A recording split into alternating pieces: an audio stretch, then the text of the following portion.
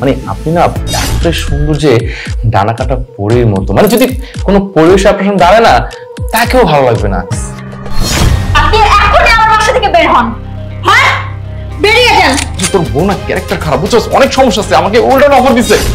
পরশ, আমি এগুলো কি শুনছি? তোমরা কথা বলো, আমি একটু আসছি। আচ্ছা, হ্যাঁ আমি তো এটাই চেয়েছিলাম যে তুই চলে যা আর আমি ভাবির সাথে একটু কথা বলতে পারি। তো ভাবি, কি অবস্থা, কেমন আছেন আপনি? জি ভাইয়া, ভালো আছি। আচ্ছা, শুনলাম আপনি আর আবির নাকি রিলেশন করে বিয়ে করেছেন? হ্যাঁ, আমরা রিলেশন করে বিয়ে করেছি। হ্যাঁ সবই ঠিক আছে, কিন্তু আমি না একটা জিনিস কিছুতেই বুঝতেছি না যে আবিরের মতো এমন একটা ছেলের সাথে আপনার মতো এত সুন্দর কিউট একটা মেয়ে মানে কিভাবে, মানে আসলে ম্যাচ খায় না, বুঝছেন? মানে কোথায় আপনি আর কোথায় আবির? হ্যাঁ, মানে আপনি না এতটাই সুন্দর যে ডানা কাটা পরীর মতো, মানে যদি কোনো পরিবেশে আপনার সঙ্গে দাঁড়ায় না তাকেও ভালো লাগবে না। আপনি তো অনেক সুন্দর, আপনার কোনোভাবেই আবির সাথে যায় না। আপনি কেন ওকে বিয়ে করছেন বলেন তো? ভাইয়া এগুলো কি বলছেন আপনি? আমি তো আবিরকে অনেক ভালোবাসি আর আমরা অনেক হ্যাপিও আছি।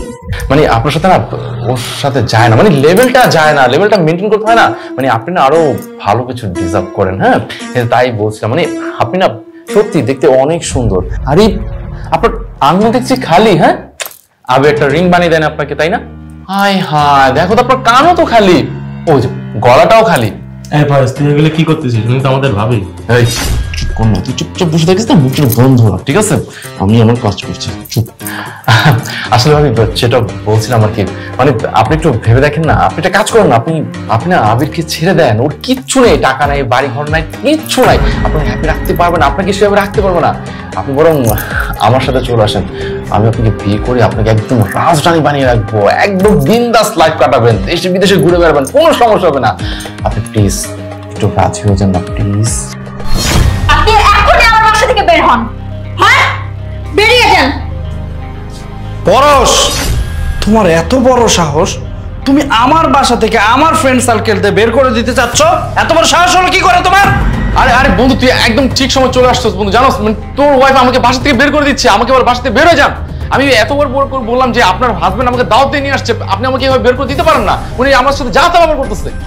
আবির, তুমি আমার কথা শোনো, তোমার বন্ধু। আরে আপনি চুপ থাকেন, আপনি একদম উল্টাটা কথা বলবেন, আপনি একদম মিথ্যা বলেন। বন্ধু দেখ, আমাকে অনেক বড় অপমান করেছে, এগুলো কিন্তু ঠিক না। তুই আমাকে বাসা ডেকে নিয়ে আসছো, এর মধ্যে তোর ওয়াইফ আমাকে অপমান করতেছে। ছি বন্ধু, আমি এই জিনিসটা কখনো আশা করি নাই। না আবির, উনি। আর তুই কি শুনবি ওনার কথা? বলতো, ওনার কথা শোনার মতো কিছু আছে? দেখ বন্ধু, আমি তোকে একদম ভালো করে বলেছি, তোর ওয়াইফের না ক্যারেক্টার ভালো না। হ্যাঁ, আমি ওনাকে এত করে বললাম যে ভাবি আমাকে আপনি উল্টাটা কথা বলবেন না। উনি কি বলে জানিস? যে তুই নাকি ওনাকে কোনো গয়না বানাতে পারিস না, হাতে আংটি বানাতে পারিস না, কিচ্ছু বানাতে পারিস না। আমাকে বলছে ভাই আপনি আমাকে একটা হাতে রিং বানিয়ে দেন, আমাকে একটা গলার নেকলেস বানিয়ে দেন। আমি তো মানে পুরো অবাক হয়ে গেছি যে তোর মতো একটা ছেলে এরকম একটা মেয়েকে বিয়ে করেছিস। আসলে তোর বউ না ক্যারেক্টার খারাপ, বুঝছস, অনেক সমস্যা আছে, আমাকে উল্টানো অফার দিছে। পরশ, আমি এগুলো কি শুনছি? তুমি তো খুব ভালো করে জানো আমার অবস্থান, আমি কি করি, আমার কেমন টাকা পয়সা আছে, তা দেখে তো তুমি আমাকে বিয়ে করেছো, তাই না?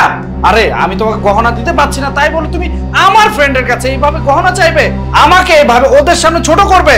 এই কাজটা তুমি একদম ঠিক করনি। আবির, আমি তো তোমার ওয়াইফ, তাই না? তুমি আমার কথা বিশ্বাস করছো না? দেখ ফয়েজ, তুই মিথ্যা কথা বলতেছিস কেন? ভাবি যেটা বলতেছে সেটা সত্যি। বন্ধু আমি তোকে বিষয়টা বুঝে বলছি, আসলে বিষয়টা তোকে আর কিচ্ছু বলতে হবে না। দেখ, তোর ক্যারেক্টার সম্বন্ধে আমার ধারণা আছে। তুই আমি একই কলেজে পড়াশোনা করেছি, একই স্কুলে পড়াশোনা করেছি, তুই কেমন সেটা আমি জানবো না? আর আকাশ, ও কেমন এটাও আমি খুব ভালো করে জানি। এই যে আমার বউ, ওর সাথে আমার 1 বছরের সম্পর্ক, ওর সাথে আমি দীর্ঘদিন রিলেশন করেছি। দীর্ঘদিন রিলেশন করার পর 1 বছর হয়েছে আমরা বিয়ে করেছি। আমার বউটা কেমন আমি জানবো না?